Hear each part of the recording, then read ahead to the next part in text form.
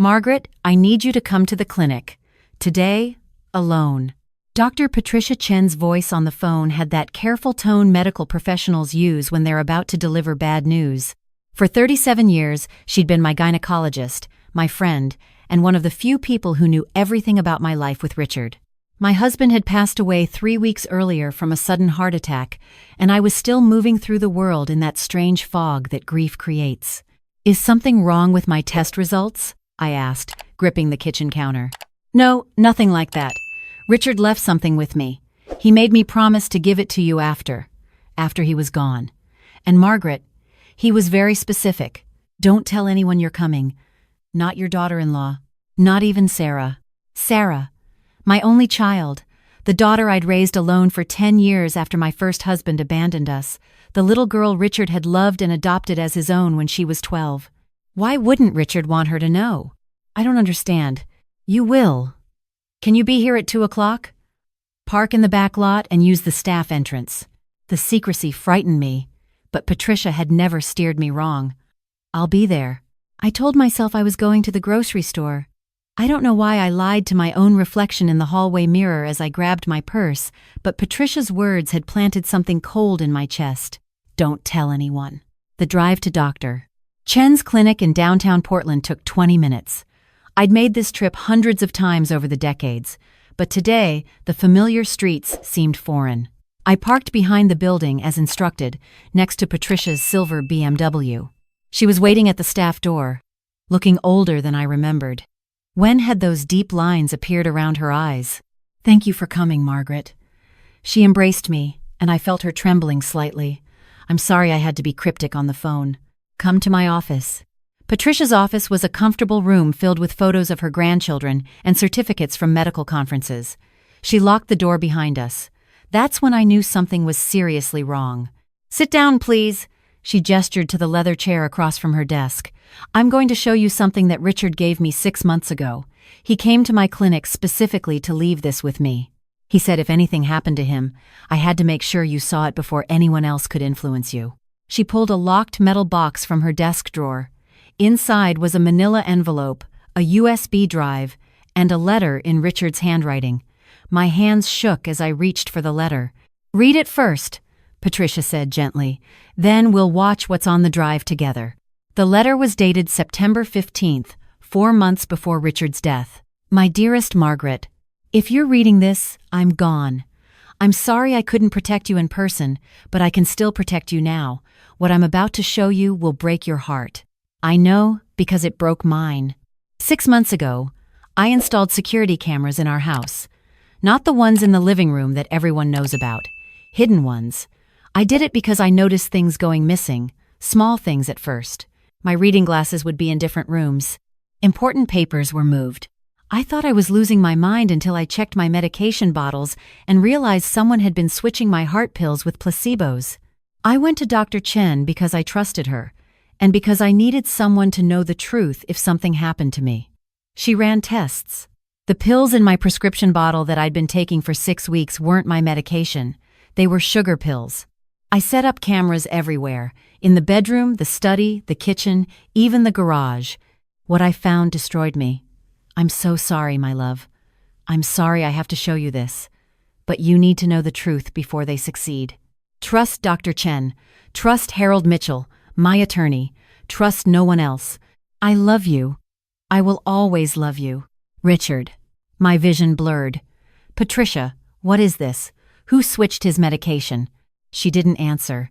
Instead, she inserted the USB drive into her computer and turned the monitor toward me. Richard made me promise you'd see this. He documented everything. The first video was dated September 18th. The timestamp showed 2:47 p.m., a Tuesday afternoon when I would have been at my book club. The camera angle showed our bedroom from above the closet door. Sarah walked into frame. My daughter. She was carrying a prescription bottle, Richard's heart medication. She opened it, poured the pills into her hand, then replaced them with identical-looking pills from a different bottle she pulled from her purse. She shook the bottle, listening to the sound, adjusted the count, then put it back on Richard's nightstand exactly where it had been. I stopped breathing. Keep watching, Patricia whispered. The next video was from the study, dated October 3rd. Sarah and her husband Brad were in Richard's office. Brad was photographing documents with his phone while Sarah searched through the filing cabinet. "Did you find the insurance policy?" Brad asked. "Not yet. But look at this. The deed to the house is in both their names, but the life insurance still lists Margaret as sole beneficiary. We need to get him to change that before." Sarah's voice cut off as they heard a car door slam. They quickly put everything back and left the room. "My daughter. My Sarah." Patricia fast-forwarded through hours of footage. There was more. So much more. Sarah coming to the house when I was at physical therapy, going through our financial papers. Brad looking through Richard's wallet while Richard napped in his chair. Sarah on her phone in our garage. "Mom's got early-stage dementia. I'm sure of it. We just need to document it for a few more months. Then we can get power of attorney. The house alone is worth $1.2 million. But I didn't have dementia. I'd been tested. I was fine." "There's more," Patricia said quietly. She showed me the next video. This one was from the kitchen, dated November 10th. Sarah was crushing something into a glass of orange juice. The timestamp showed 7:15 a.m. Richard always had orange juice with his breakfast. Always. "What is that?" I asked, though I knew. "Richard had the juice tested," Patricia said. "It was a sedative. Not enough to kill him, but enough to make him confused, forgetful, enough to make everyone think he was declining mentally." I watched my daughter pour the juice, set it on the counter where Richard always sat, then kiss his cheek when he came into the kitchen. "Morning, Dad. Made you fresh juice." He drank it. On camera, I watched him drink it. He knew? I couldn't process this. He knew and he still drank it? He had to document everything. He needed proof.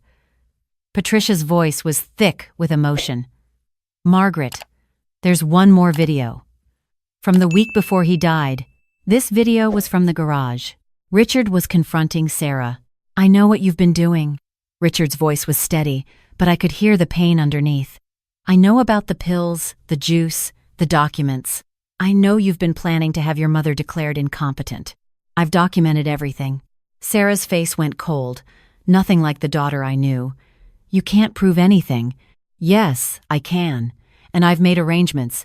If anything happens to me, everything goes to Margaret with protections you can't touch. You'll get nothing. She doesn't need that house. She doesn't need all that money. She's old, Dad. She won't live much longer anyway. Brad and I have children to think about. We have real expenses. You have a 4-bedroom house in Lake Oswego and both drive new cars. Your expenses are your choice. This isn't fair. You're not even my real father." I watched Richard's face crumple at those words. The man who'd loved her like his own blood, who'd paid for her college, who'd walked her down the aisle. "Maybe not," he said quietly. "But I loved you like one, and this is how you repay that love." The video ended. I sat in Patricia's office, unable to move. The woman on those videos couldn't be my Sarah, my little girl who used to bring me dandelions from the yard, who cried on my shoulder when her first husband left, who told me Richard was the best father she could have asked for. "When did he die?" I asked finally. 3 days after that confrontation, Patricia said, "The autopsy said heart attack," which was true. But Margaret, Richard had been off his real medication for almost 3 months by then. His condition was unstable. The stress of that confrontation, his compromised heart. The cardiologist said the timing was consistent with severe cardiac event triggered by emotional trauma. She didn't say murder. She didn't have to. "What do I do?" My voice sounded strange, distant. Patricia handed me a business card. "Harold Mitchell, Richard's attorney. He has the rest of the documentation." Richard set up a meeting with him for exactly 3 weeks after his death. That's today, at 4 o'clock. "He knew you'd need time to grieve first." "Why didn't you tell me sooner?" "Because Richard made me promise to wait. He said you'd need to grieve him first, as the man you loved, before you could handle this truth. He was trying to protect you even from the pain of knowing too soon." I looked at the photos of Patricia's grandchildren on her desk. Happy, innocent children. Sarah had children too. My grandchildren, 8-year-old Emma and 6-year-old Jacob, who called me Gigi and fought over who got to sit on my lap. "She has kids, Patricia. What happens to them if you pursue this?"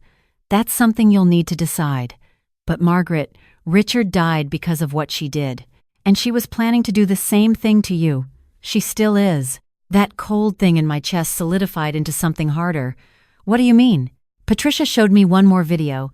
This one was dated 2 days ago. Sarah in my kitchen, crushing something into my coffee creamer. I've been having headaches, I said slowly. Dizziness. I thought it was grief. Stop consuming anything she's had access to. Today, right now. Patricia's voice was sharp, urgent. Richard set up protections for you, legal and financial, but he couldn't protect you from this. You need to protect yourself. I left Patricia's office at 3:30 p.m. and drove directly to Harold Mitchell's law firm.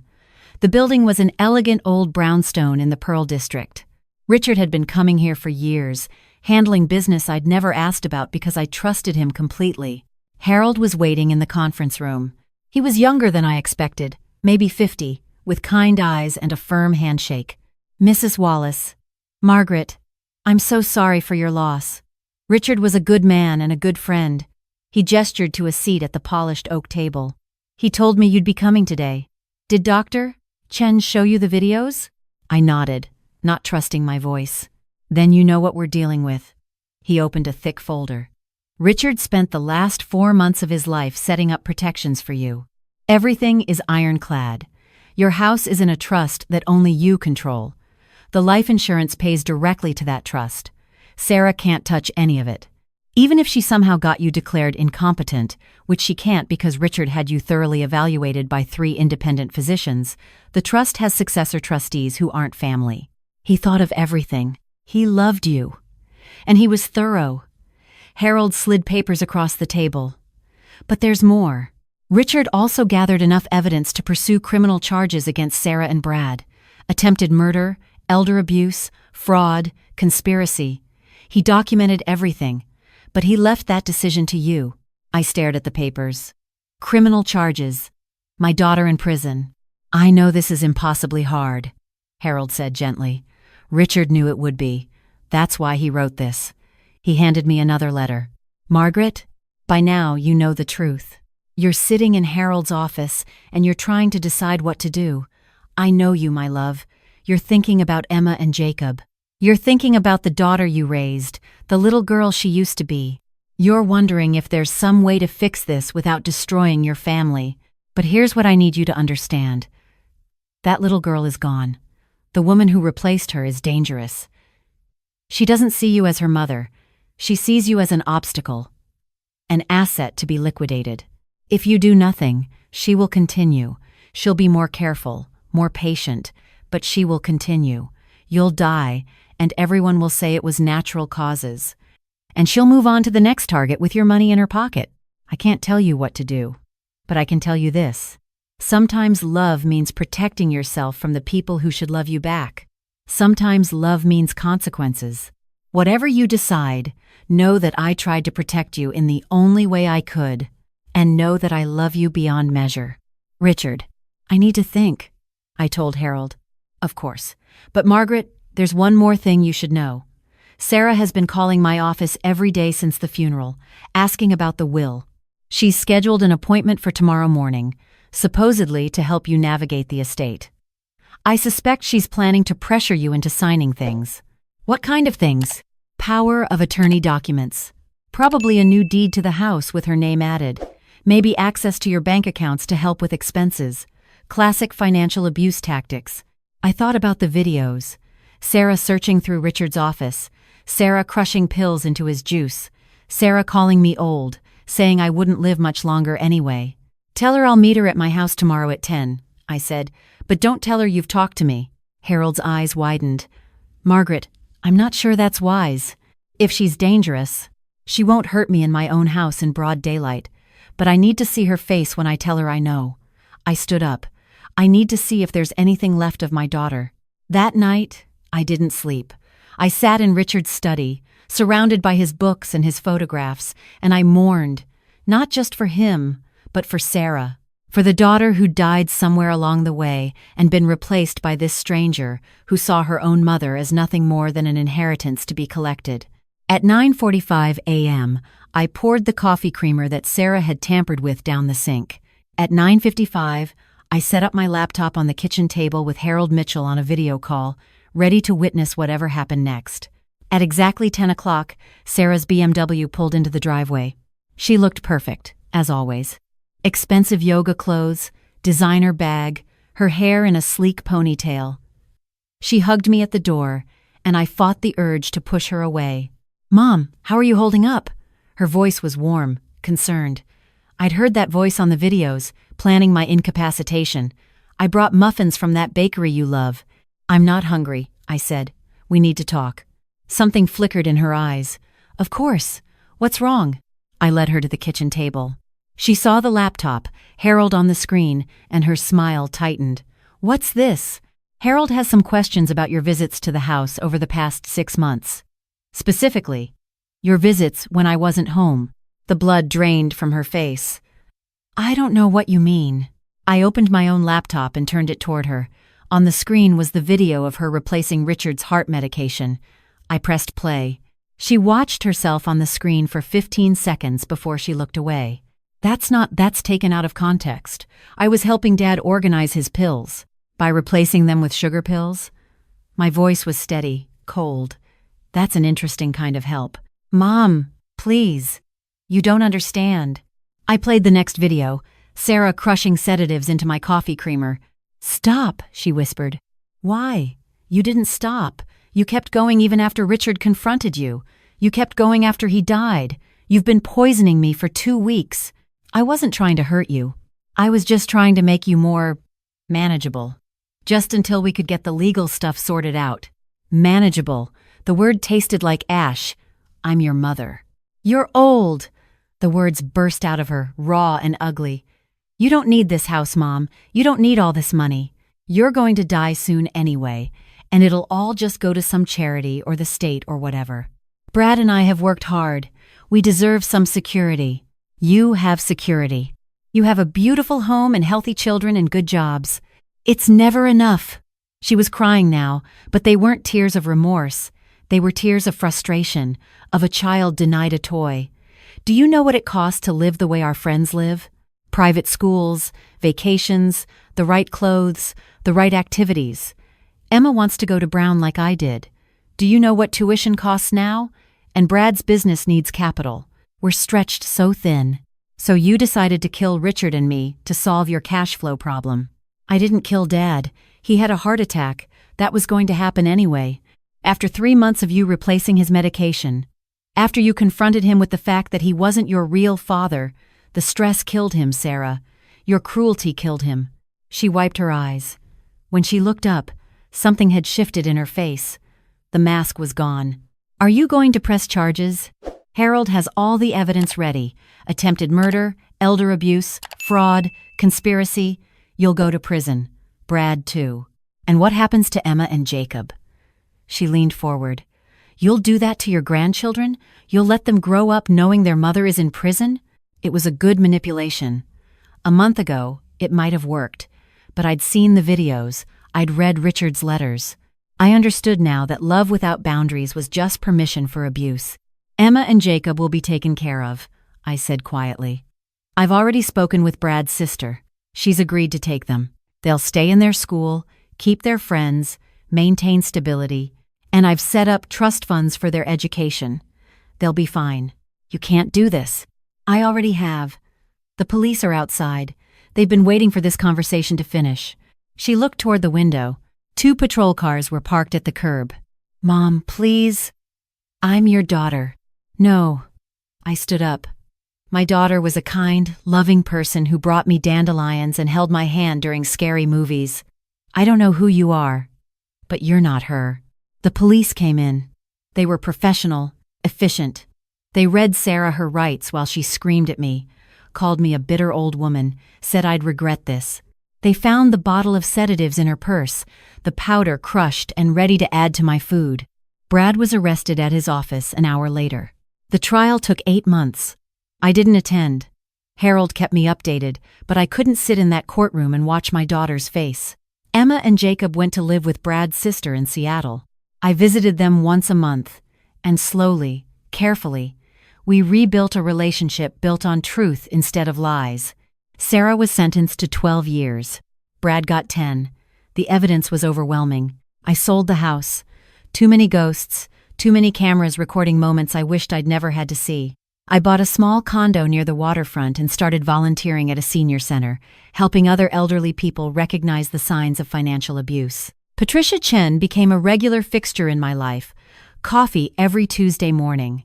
Harold Mitchell handled all my legal affairs and became a friend.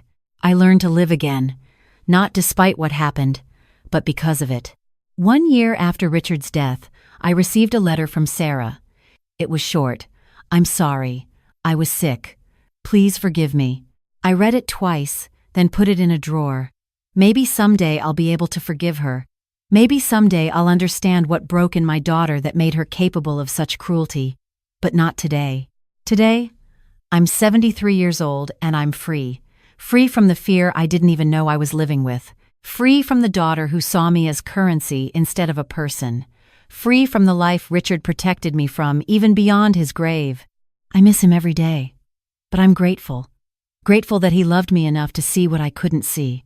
Grateful that he was thorough, protective, and wise. Grateful that he gave me the truth even though it shattered my world. Sometimes love means letting go. Sometimes it means holding on. And sometimes it means protecting someone from the people they love most. Richard understood that. And in the end, so did I.